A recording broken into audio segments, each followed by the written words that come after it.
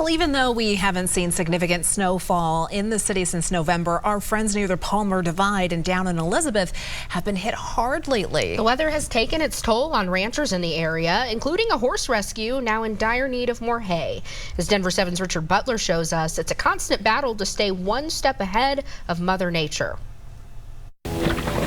We've spent the last 10 years rescuing horses out of the slaughter pipeline, having surrenders from individuals in other maybe at-risk situations who have found sanctuary and home here with us. He's so kind and so sweet. Candace Ensign is the founder of Journey with Equus, a nonprofit horse rescue in Elizabeth. And we focus on horses that are either injured or due to age or health or maybe temperament are not a fit for a second career or a second home. She turns her lifelong love for horses into a sanctuary. We are home to about 88 horses. We also have about 20 goats and 15 head of cattle that are all sanctuaried. Just the basics like hay, grain, and vet bills cost the rescue about $15,000 to $17,000 per month. So any unexpected expense can cause a chain reaction of issues. How we got here was we had 45 to 60 days.